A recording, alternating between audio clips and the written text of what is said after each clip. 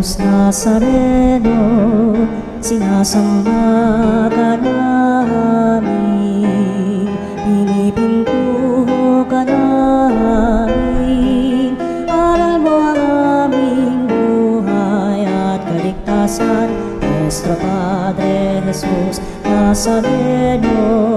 Iligtas mo kami sa kamatayan, ang krus mong pinamatayan ay sagisag ng aming kaligtasan. Nuestro Padre Jesus Nazareno, dinarangal ka namin. Nuestro Padre Jesus Nazareno, inulwalhati ka namin. Nuestro Padre Jesus Nazareno, inarangal ka namin. Nuestro Padre Jesus Nazareno, inulwalhati ka namin.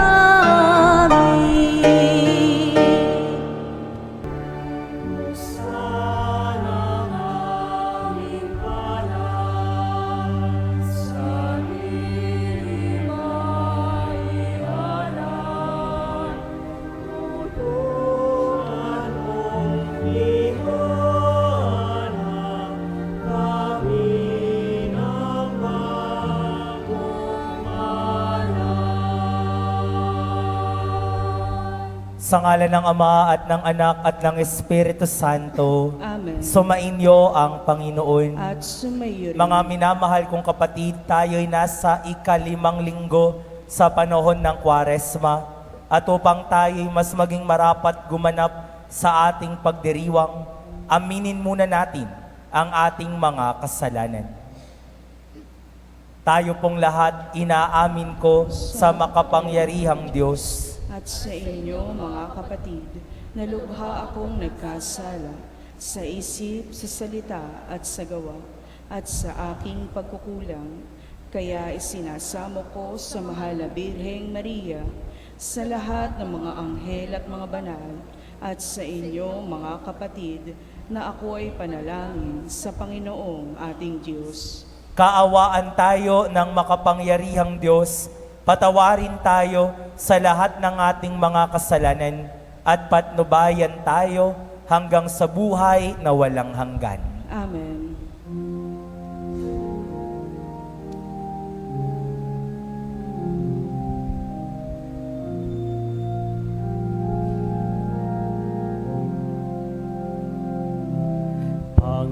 Panginoon, kaawaan mo kami.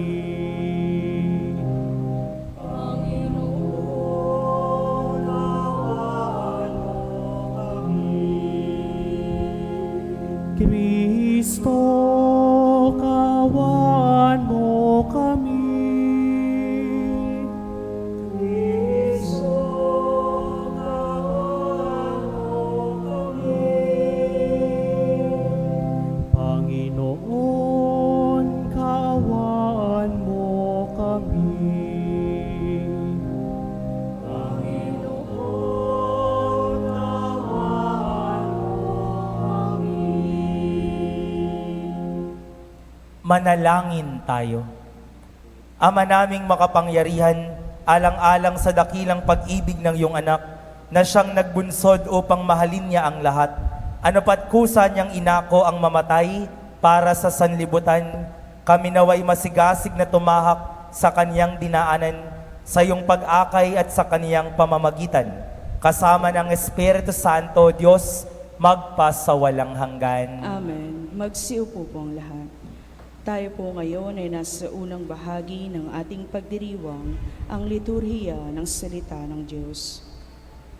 Sa unang pagbasa, sa pamamagitan ni Propeta Ezekiel, ay nangako ang Panginoon na bubuhayin muli ang kanyang bayan na nagmistulang patay na dahil sa pagkakatapon sa kanila. Ang salita ng Diyos mula sa aklat ni Propeta Ezekiel.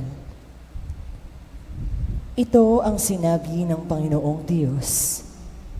Magpahayag ka. Sabihin mong ipinasasabi ko, bayan ko, ibubukas ko ang inyong libingan. Ibabangon ko kayo at iuwi sa inyong bayan. Kung maibukas ko na ang inyong libingan at maibangon ko kayo, makikilala ninyong ako ang Panginoon. Hihingan ko kayo upang kayo ay mabuhay at ibabalik ko kayo sa inyong sariling bayan. Sa gayon, malalaman ninyo na akong Panginoon ang nagsabi nito at aking gagawin. Ang salita ng Diyos. Salamat sa Diyos.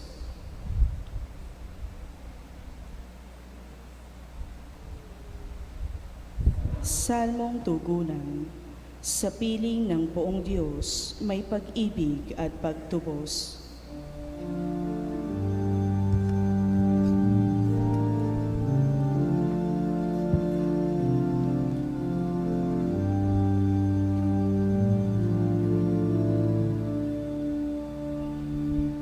Sa piling ng poong Diyos, may pag-ibig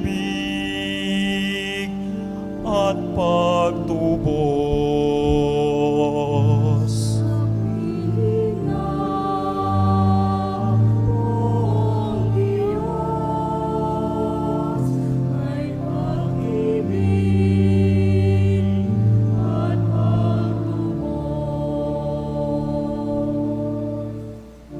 Sa gitna ng paghihirap, tinawag ko'y Panginoon. Panginoon, ako'y dinggin, pagkat ako'y tumatagoy.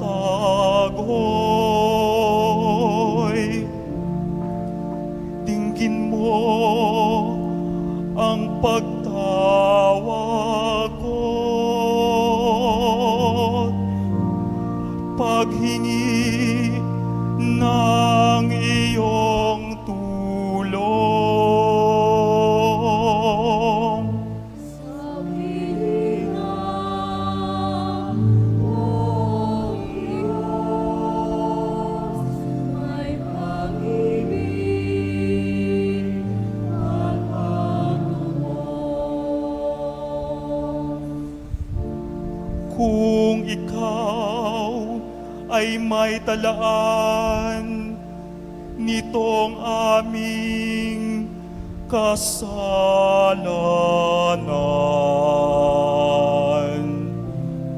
lahat kami ay tatanggap ng hatol mong nakalaan. Ngunit iyong pinatawad, kasalanan ay nilimot.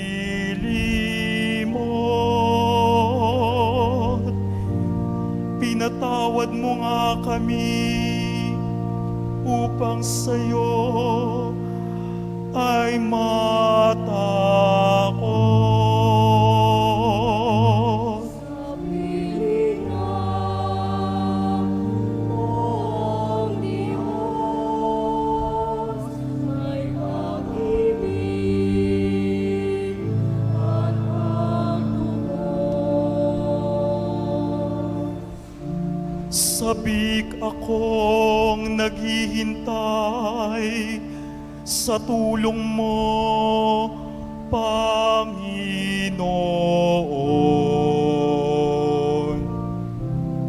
Pagkat ako'y may tiwala sa pangako mong pagtulong.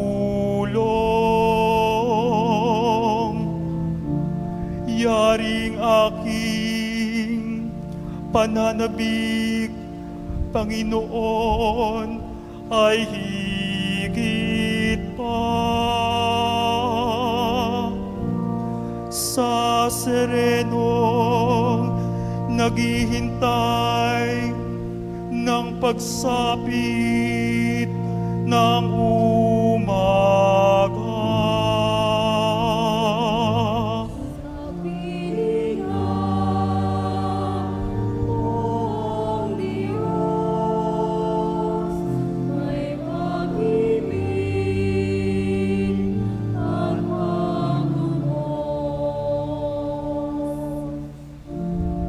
Magtiwala ka, Israel, magtiwala sa iyong Diyos. Matatag at di kukupas ang pag-ibig niyang dulot. Lagi siyang nahandang sa sinuman ay tumubos. Iligtas ang Israel, yaong kanyang mga hirap. Ililigtas niya sila sa kanilang kasalanan. Sa piling ng Diyos, may pag-ibig at pagtubos. Sa piling ng Pong Diyos, may pag-ibig at pagtubos.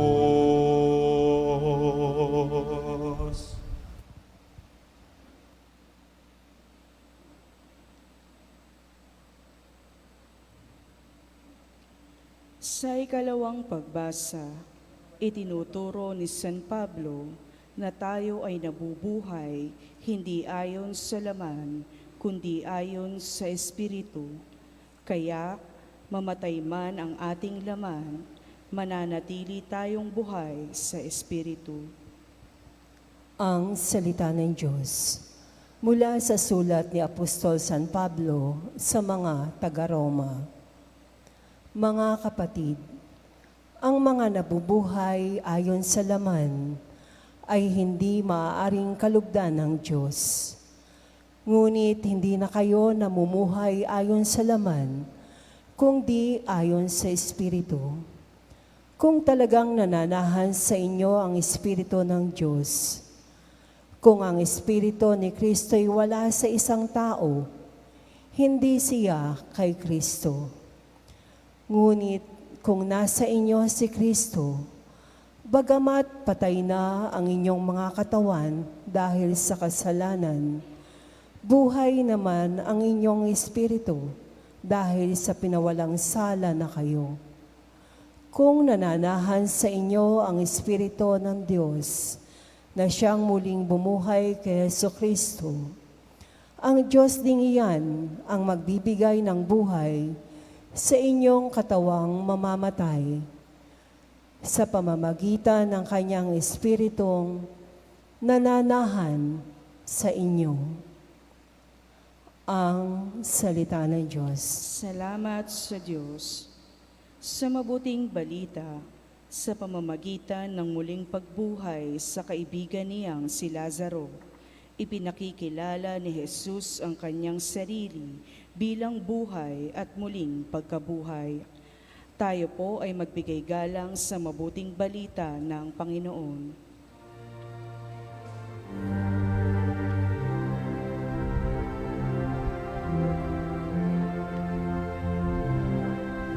Papuri sa'yo, Panginoong Jesucristo, hari ng walang hanggang kapurihan.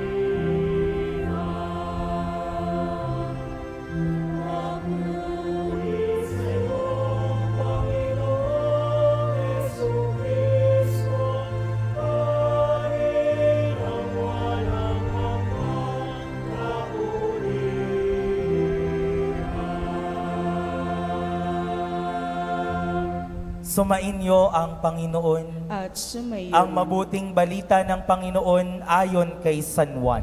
Papuri sa iyo, Panginoon. Noong panahong iyon, nagpasabi kay Jesus ang mga kapatid na babae ni Lazaro, Panginoon, ang kaibigan mong mahal ay may sakit. Ngunit nang marinig ito ni Jesus ay sinabi niya, hindi magwawakas sa kamatayan ng sakit na ito. Nangyari ito upang maparangalan ng Diyos at sa pamamagitan nito'y maparangalan ng anak ng Diyos. Mahal ni Jesus ang magkakapatid na Marta, Maria at Lazaro.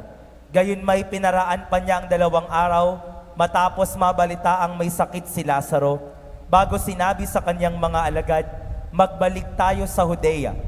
Pagdating ni Jesus, nalaman niyang 4 na araw nang nakalibing si Lazaro. Nang marinig ni Marta na dumarating si Jesus, sinalubong niya ito, ngunit si Maria ay naiwan sa bahay. Sinabi ni Marta, Panginoon, kung kayo po'y narito, hindi sana namatay ang aking kapatid. Ngunit nalalaman kong kahit ngayon ibibigay sa inyo ng Diyos, anumang hingin nyo sa Kanya. Muling mabubuhay ang iyong kapatid, wika ni Jesus. Sumagot si Marta, nalalaman ko pong siya'y na mabubuhay na muli sa huling araw, sa muling pagkabuhay. Sinabi naman ni Jesus, ako ang muling pagkabuhay at ang buhay. Ang nananalig sa akin kahit mamatay ay muling mabubuhay. At sino mang nabubuhay at nananalig sa akin ay hindi mamamatay kailanman. Pinaniniwalaan mo ba ito? Opo, Panginoon, sagot niya. Nananalig ako sa inyo, kayo po ang anak ng Diyos, ang Mesiyas na inaasahang paparito sa sanlibutan. Si Jesus ay nagpahimutok. Saan niyo siya inilibing? Tanong niya. Sumagot sila, Panginoon, hali kayo at tignan ninyo. Tumangis si Jesus kaya't sinabi ng mga Hudyo, talagang mahal na mahal niya si Lazaro. Ngunit sinabi ng ilan, nakapagpapadilat yan ng bulag, bakit hindi niya nahadlangan ang pagkamatay ni Lazaro? Muling napahimutok si Jesus pagdating sa libingan. Ito'y yungib na natatakpan ng isang bato. Alisin niyo ang bato, sabi ni Jesus. Sumagot si Marta, Panginoon, nangangamoy na po siya. 4 na araw na siyang patay.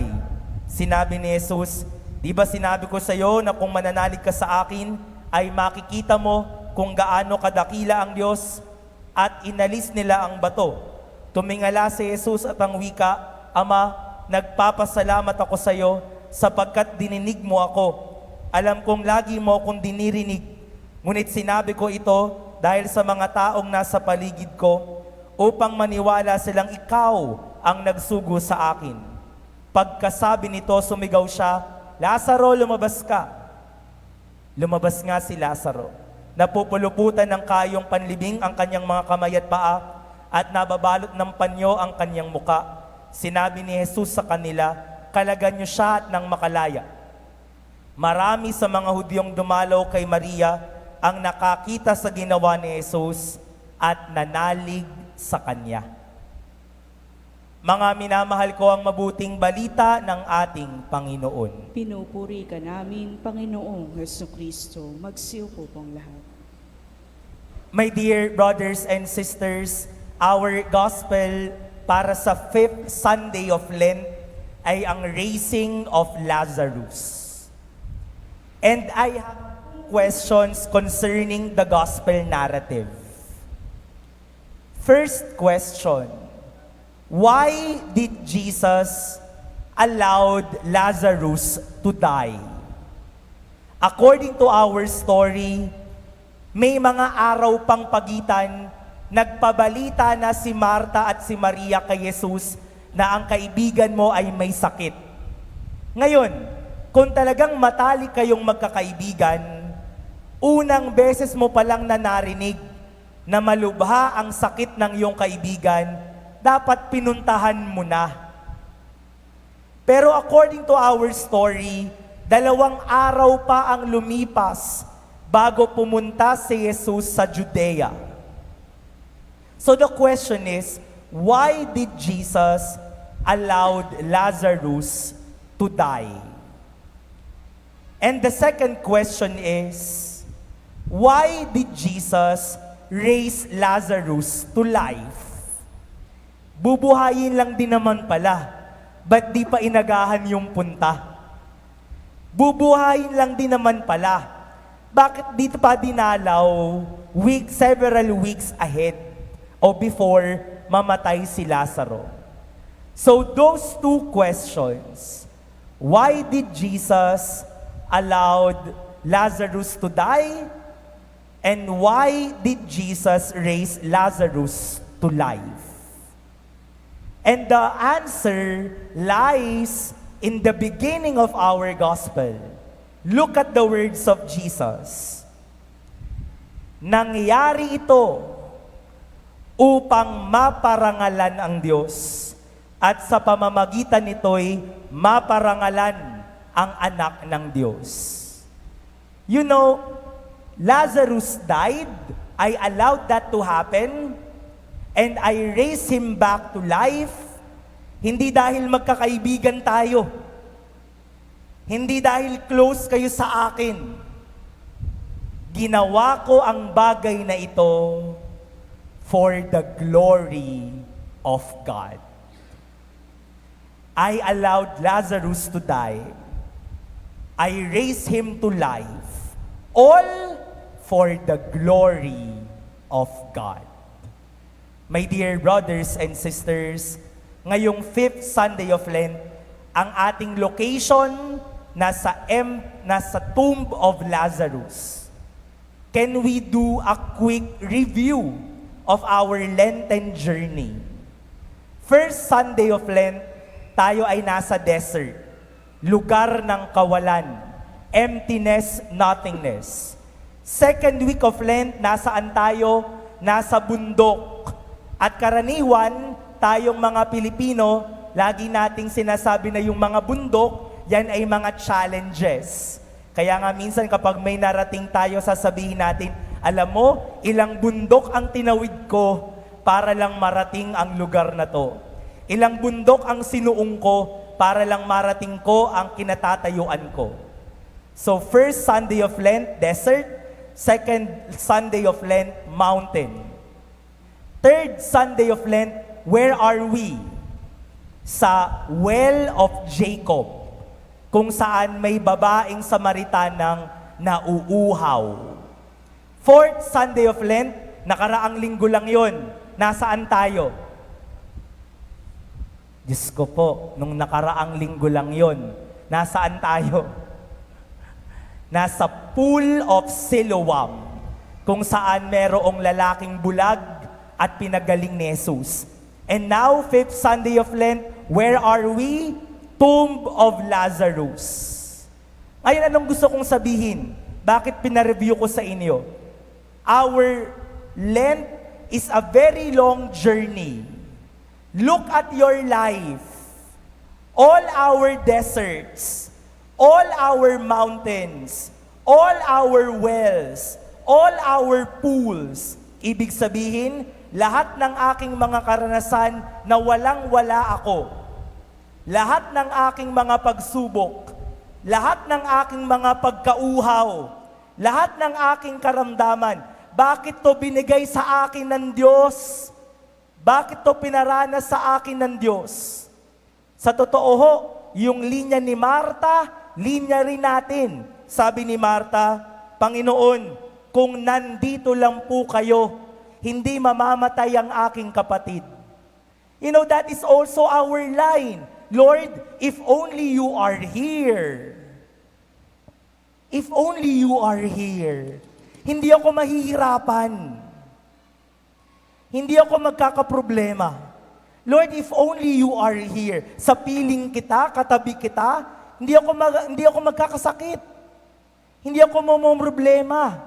Kung nandito ka lang. But Jesus tells us today, you have experienced everything. Your deserts, your mountains, your wells of Jacob, yung mga uhaw natin, your pools of Siloam, yung mga karamdaman natin, all that you experience for the glory of God. Lahat ng ito aking naranasan para sa kalawalhatian at kadakilaan ng Diyos for the glory of God. Kahapon ho, nag-celebrate ako ng aking anniversary sa pagkapari. 80 years na po. Sa totoo ho, kagabi bago ako matulog, talagang hangang-hanga ako sa gawa ng Panginoon. Sabagat nagsimula akong sakristan sa amin sa Santa Maria, gusto kong maging pari. At kahapon, 8 taon ko nang ine-enjoy yung pangarap ko. Ko'y 8 taon ng pari. At binalikan ko yung aking journey. 13 years akong nag-aral sa seminaryo.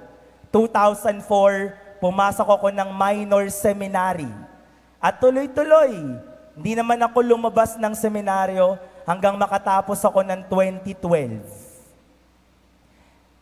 At 2017. At pagbalik ko sa journey ko, sabi ko, hindi naman smooth sailing ang aking seminary life. Madami akong dinanas ng mga pagsubok. Nasa high school seminary ako, iyak ako ng iyak sapagkat 12 years old pa lang, first year high school, wala pang mga grade 7 noon.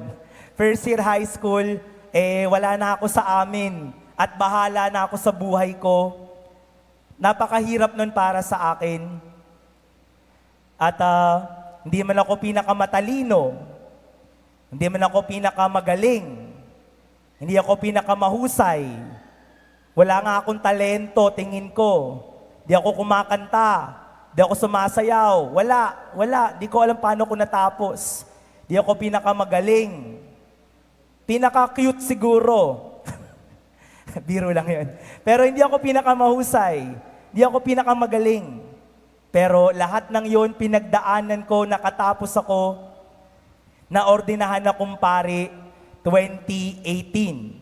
Ang dasal ko sa Panginoon, unang-una, Panginoon, dahil nga mahiyain naman ako, gusto ko sana, Panginoon, na i-assign ako, unang parokya ko, maliit lang. Siguro sa mga barangay parish lang muna, para masanay ba, humarap sa mga tao, magsalita sa harap ng mga tao. Ang unang assignment ko po, National Shrine sa Valenzuela. Sabi ko, paano ko kaya itataguyod to? Sabi ko, barangay lang eh. Napunta akong National Shrine 2018 to 2021. At marami din ako naging karanasan doon, samut-sari. Maganda at marami ding hindi maganda. Marami din akong mga... Siyempre, di naman lahat ng parokyano gusto ka. May mga nakatampuhan ka, nakasamaan ng loob. 2021, General Reshuffle. Sabi ko, naku, saan kaya ako ilalagay ng Panginoon? Sana ka ako sa madali-dali naman. Nalagay ako sa minor seminary at ang aking designation ay sa pera. Naku po, alam naman akong background sa accounting. Bible lang hawak ko, pinag-aralan ko. Napunta ako sa finance.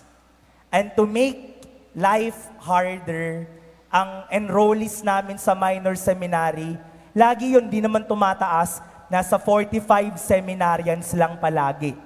Ganun lang, konti lang. Ibig sabihin, kapag konti lang ang nag-aaral, anong kasunod niyan? Konti lang yung tuition. Ang daming papasweldohan.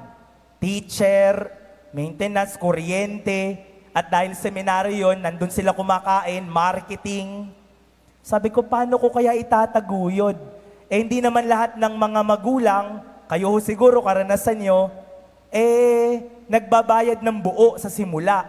Talagang may mga magulang na, alam nyo na, ang pagbabayad ay staggered payment.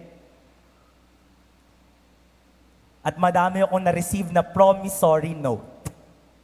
Madami akong pangakong natanggap. Mahirap. Sabi ko nga, nung nasa seminaryo ko, lahat ng kakapalan ginawa ko makahingi lang. Mga politiko, lahat yan, nasulatan ko ata. Yung pirma ko, nandun lahat sa mga opisina nila. Sasabi ko sa sarili ko, kung para sa akin lang, mahihiya talaga ako. Pero hindi naman para sa akin para sa seminaryo. Lahat ng mga misa pupuntahan, lahat ng patay pupuntahan ko para yung makukuha, mabibigay sana, mapupunta sa mga seminarista, pangkuryente man lang o pampasweldo. Lahat ng yon ginawa. Sabi ko, napakahirap mapunta rito. 2025, natapos ko naman yung termino ko. Maglilipatan na ulit. Sabi ko, Panginoon, di na ako magre-request kung saan, baka saan mo pa ako ilagay. Nalagay naman ako dito sa Baraswain. Hindi pa ako magkukwento kasi nandito pa ako. Pero salamat sa Diyos na dito naman ako nilagay sa Baraswain.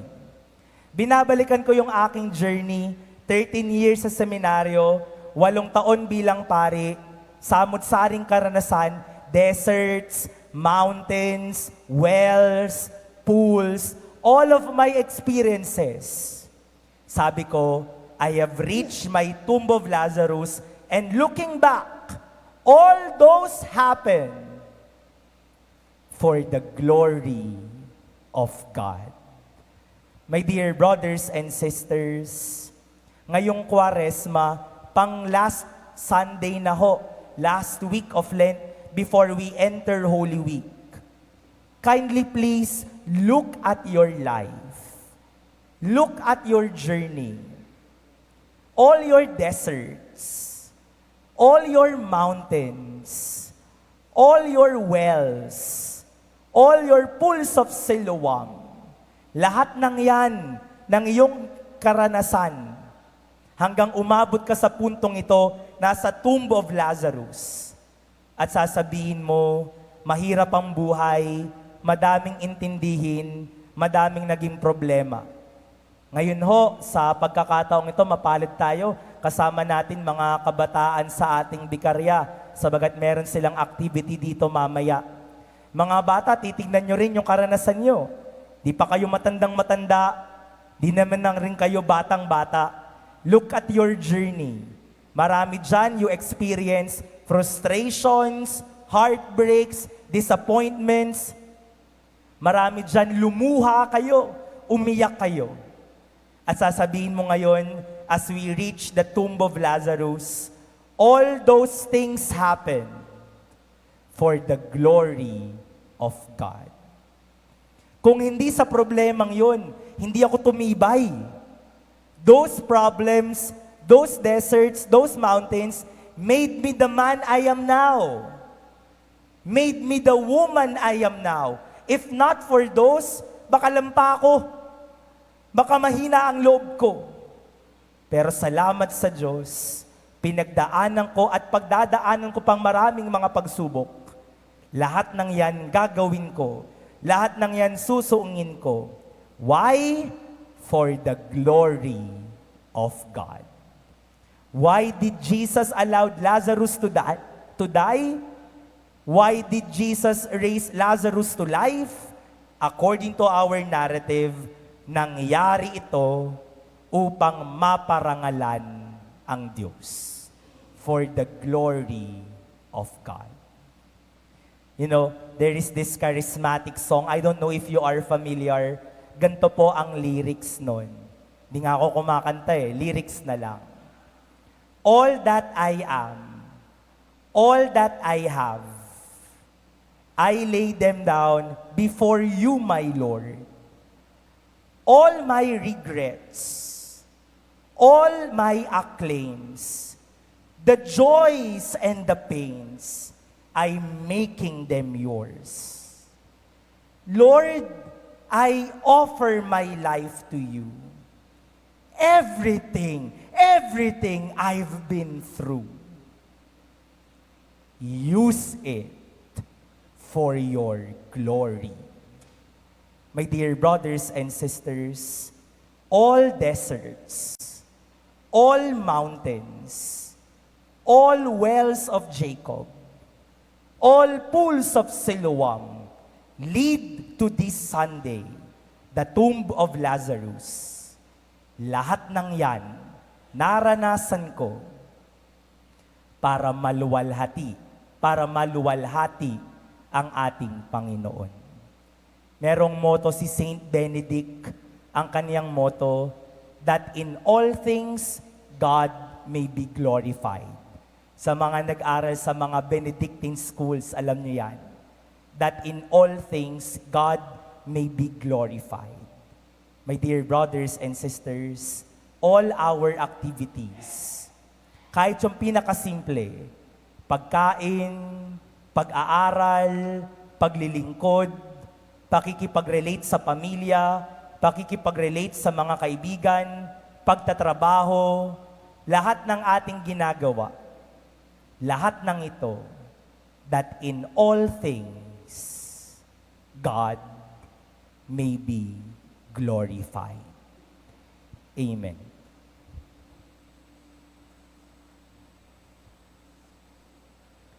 Ipapahayag ang pananampalataya. Magsitayo po ang lahat. Sumasampalataya ako Sa Diyos samang makapangyarihan sa lahat, na may gawa ng langit at lupa, sumasampalataya naman ako kay Jesucristong iisang anak ng Diyos, Panginoon nating lahat. Nagkatawang tao siya lalang ng Espiritu Santo, ipinanganak ni Santa Mariang Birhen, pinagpakasakit ni Poncio Pilato, ipinako sa krus na matay, inilibing, nanaog sa kinaroroonan ng mga yumao, nang may 3 araw na buhay na mag-uli, umakyat sa langit, naluklok sa kanan ng Diyos amang makapangyarihan sa lahat. Doon magmumulang paririto at maghuhukom sa nangabubuhay at nangamamatay na tao. Sumasampalataya naman ako sa Diyos Espiritu Santo, sa banal na simbahang katolika, sa kasamahan ng mga banal, sa kapatawaran ng mga kasalanan, sa pagkabuhay na mag-uli na nangamatay na tao, at sa buhay na walang hanggan. Amen. sa bawat panalangin ating itugon, Ama ng buhay, dinggin ng aming panalangin. Ama ng buhay, dinggin ng aming panalangin. Upang maihatid ng simbahan sa mundong tilang namumuhay sa kultura ng kamatayan ang ebanghelyo ng buhay na ipinangaral ng Panginoon sa salita at sa gawa. Manalangin tayo sa Panginoon. Ama ng buhay, dinggin ng aming panalangin. Upang isulong ng pamahalaan, hindi ang makapinsala na buhay at karangalan ng mga mamamayan, kundi ang pangangalaga sa karapatan ng mga nakatatanda, mga may kapansanan at mga nasa sinapupunan man. Manalangin tayo sa Panginoon. Ama ng buhay, dinggin ng aming panalangin. Upang maaliw ang mga nagdadalamhati sa pagpanaw ng kanilang mga mahal sa buhay ng mga taong nakikiramay sa ngalan ni Kristo. Manalangin tayo sa Panginoon. Ama ng buhay, dinggin ang aming panalangin. Upang lahat ng binyagang Kristiyano ay sama-samang magkaisa sa pagpapahalaga sa buhay ng tao. Manalangin tayo sa Panginoon. Ama ng buhay, dinggin ang aming panalangin. Upang matagpuan ng mga yumao ang tinig ni Kristong tumawag sa kanila sa kabilang buhay. Manalangin tayo sa Panginoon. Ama ng buhay, dinggin ang aming panalangin. Sa katahimikan, ilapit natin sa Panginoon ang ating mga pangangailangan.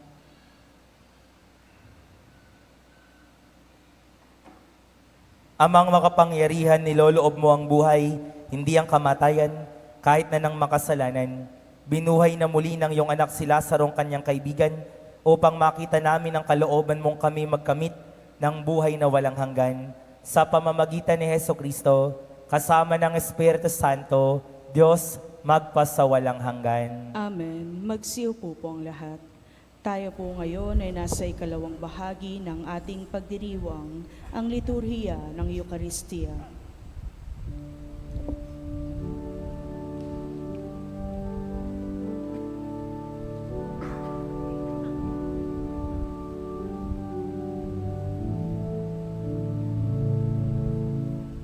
O Diyos ng Panginoon, alay namin sa'yo,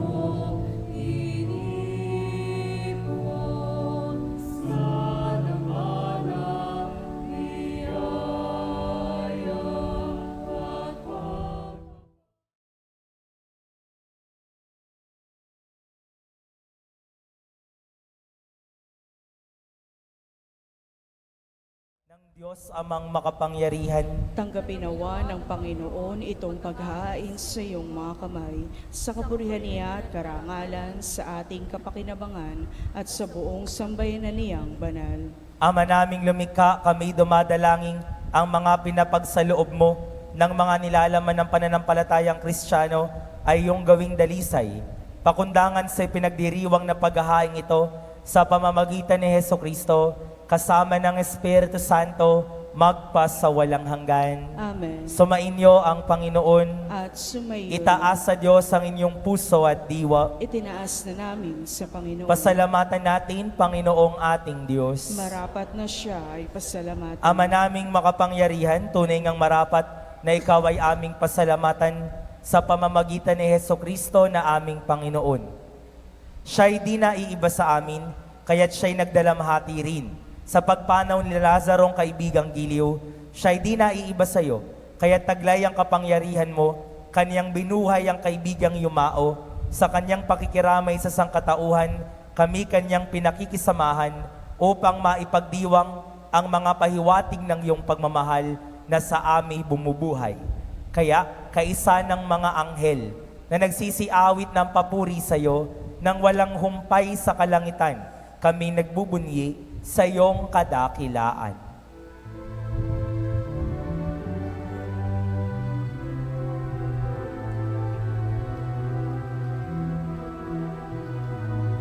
Santo, Santo, Santo, Panginoong Diyos, napupuno ang langit at lupa, kadakilaan mo.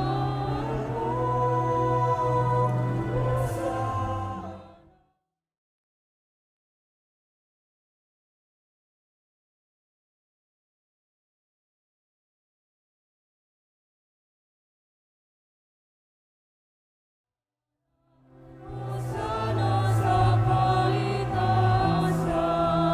pinagpalang na maririto, sa ngalan ng Panginoon. Hosana, Hosana, Hosana sa kaitaasan. Hosana, Hosana, Hosana sa kaitaasan. Magsiluhod po ang lahat. Ama naming banal, ikaw ang bukal ng tanang kabanalan, kaya't sa pamamagitan ng iyong Espiritu, gawin mong banal ang mga kaloob na ito, upang para sa aming maging katawan at dugo ng aming Panginoong Jesucristo. Bago niya pinagtiis ang kusang loob na maging handog, hinawakan niya ang tinapay, pinasalamatan kanya, pinaghati-hati niya yon, iniabot sa kaniyang mga alagad at sinabi, tanggapin ninyo lahat ito at kanin, ito ang aking katawan na ihahandog para sa inyo.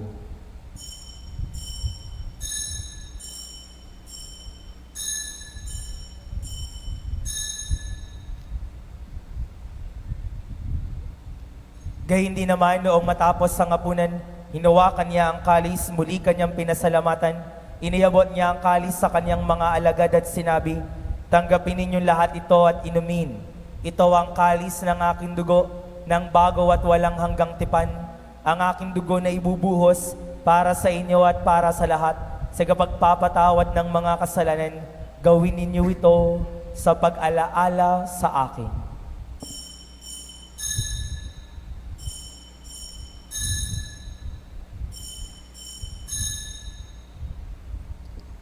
Manatili pong nakaluhod. Ipagbunyi natin ang misteryo ng pananampalataya.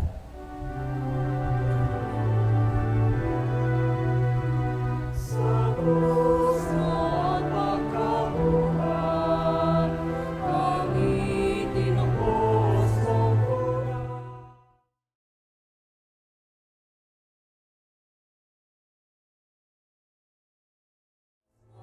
Kami kalang, O Jesus, namin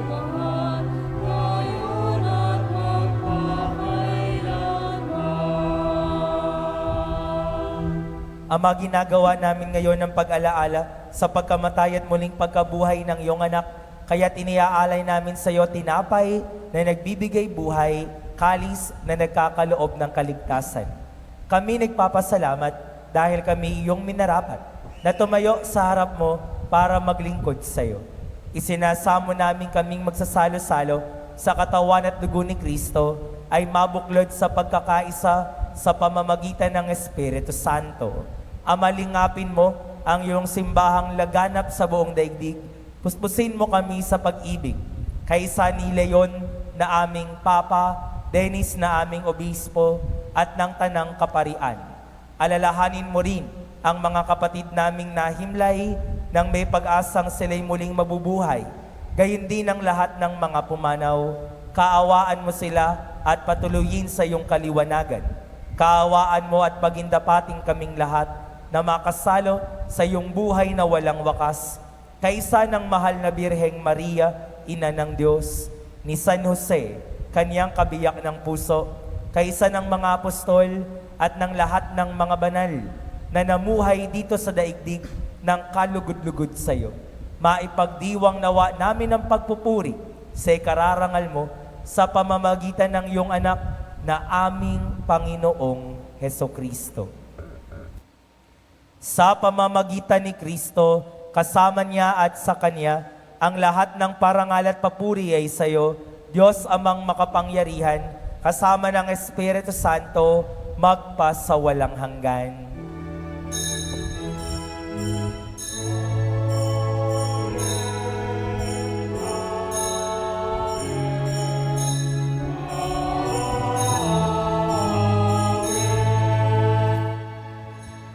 Magsitayo po ang lahat. Tumawag tayo sa ating Ama.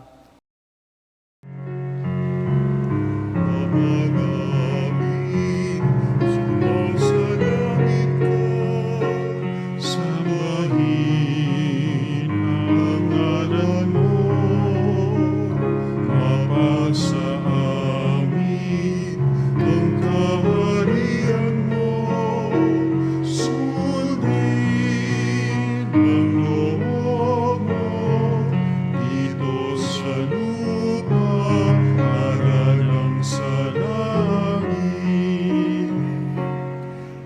Bigyan mo kami ngayon ng aming kakanin sa araw-araw. At patawarin mo kami sa aming mga kasalanan, para ng pagpapatawad namin sa nagkakasala sa amin. At wag mo kami ipahintulot sa tukso, at iadya mo kami sa lahat ng masama.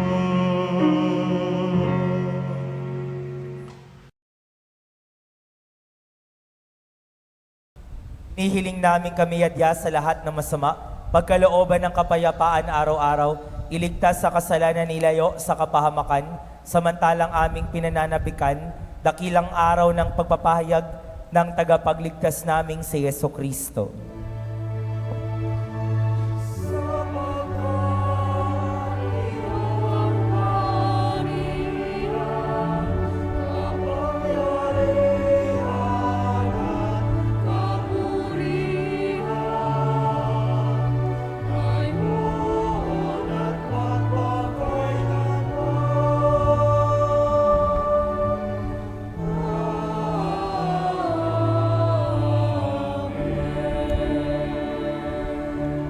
Panginoong Jesucristo, sinabi mo sa iyong mga apostol, kapayapaan ang iniiwan ko sa inyo, ang aking kapayapaan ang ibinibigay ko sa inyo. Tunghayan mo ang aming pananampalataya huwag ang aming mga pagkakasala. Pagkalooban mo kami ng kapayapaan at pagkakaisa ayon sa iyong kalooban, kasama ng Espiritu Santo, magpasawalang hanggan. Amen. Ang kapayapaan ng Panginoon ay laging sumainyo. At sumayo. Magbigayan kayo ng kapayapaan sa isa't isa.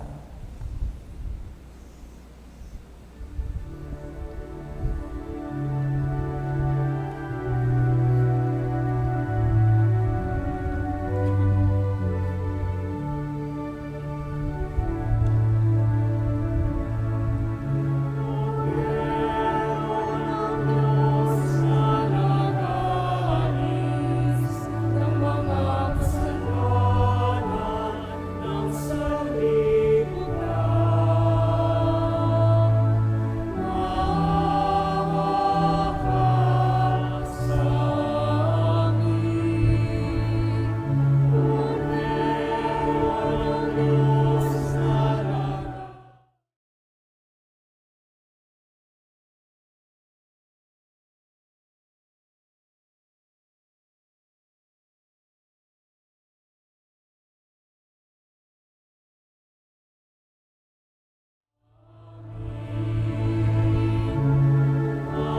Agnus Dei Trigonis, peccata mundi, dona nobis pacem, dona nobis pacem, dona nobis pacem.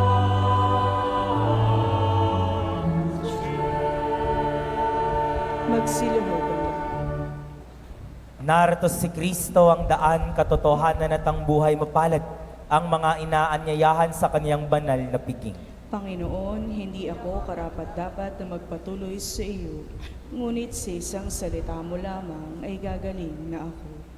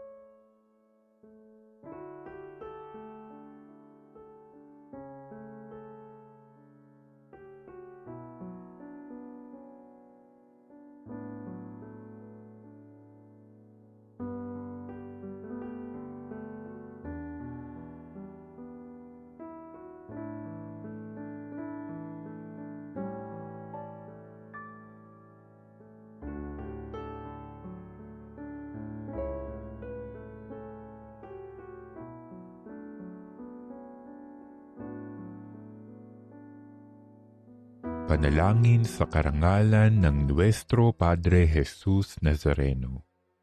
O Jesus Nazareno, katamis-tamisan naming manunubos, sa harap mo ngayon naririto kami't nangangayupapa at nagsisisi ng taos-puso sa aming pagiging walang turing sa iyo at paglimot sa di mabilang na mga biyaya mo. Lalong-lalo na yaong mahalagang biyaya ng pagtutubos. Dinaramdam namin at pinagsisisihang labis, Panginoon ko, ang pagkakasala namin sa iyo. Ikinalulungkot namin ang pagiging dahilan ng pagpapasan mo ng krus na iyan sa gitna ng mga hirap at kapaitan, hanggang sa inihandog mo ang iyong buhay sa bundok ng Kalbaryo, sa pagkaibig mo lamang na matubos kami at ang sangkatauhan mula sa sala. Pakabanalin mo, O Panginoon, ang aming pagnanais at ipagtanggap mo sa amin ang iyong biyaya. Maging tagapamagitan nawa ang iyong ina, ang kalinis-linisang Birheng Maria.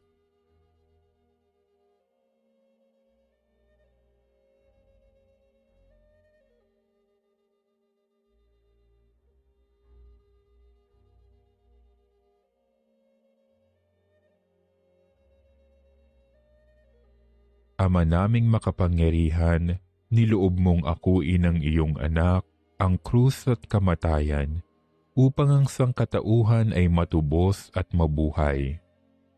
Ang pag-ako namin sa krus at kamatayan dito sa lupa, ayon sa diwa ng pagsunod sa iyong loob, na ginanap ng iyong anak, ay magpagindapat nawa naming kamtin ang lubos na katubusan at pagkabuhay sa iyong piling sa pamamagitan ni Hesukristo kasama ng Espiritu Santo, magpasawalang hanggan. Amen.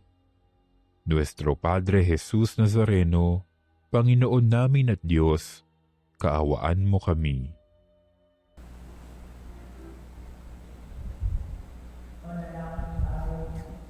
Ama naming mapagmahal, kaming nakikinabang sa katawan at dugo ng iyong anak, ay mapabilang nawang lagi sa mga kaanib niya na namamagitan kasama ng Espiritu Santo magpas sa walang hanggan. Amen. Aawit tayo ng pasasalamat.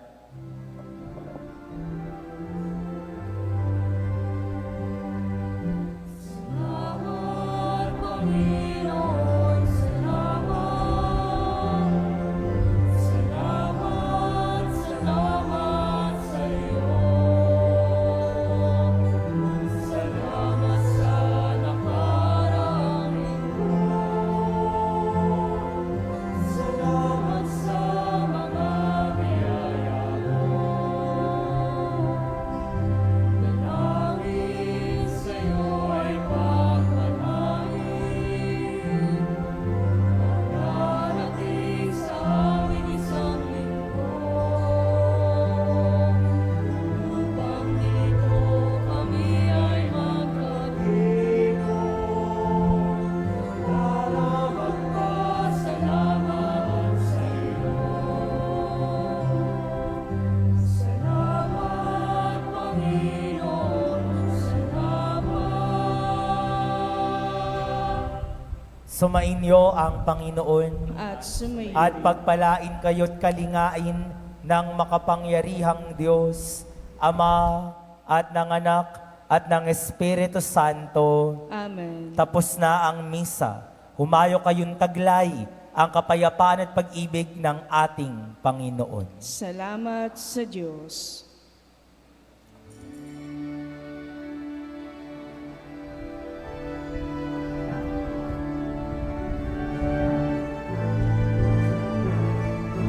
Ano sino man ang nabubuhay sa sarili lamang. Ano sino man ang namamatay para sa sarili lamang.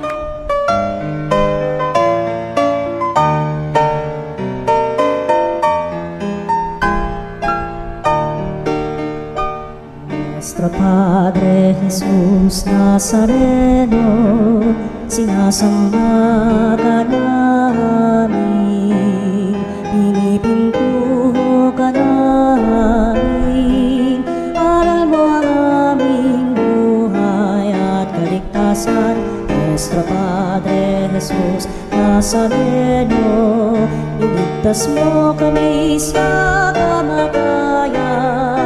Ang krus mong pinamatayan ay sagisag ng aming kaligtasan. Nuestro Padre Jesus Nazareno, dinarangal ka namin. Nuestro Padre Jesus Nazareno, inulwalhati ka namin. Nuestro Padre Jesus Nazareno, inarangal ka namin. Nuestro Padre Jesus Nazareno, inulwalhati ka namin.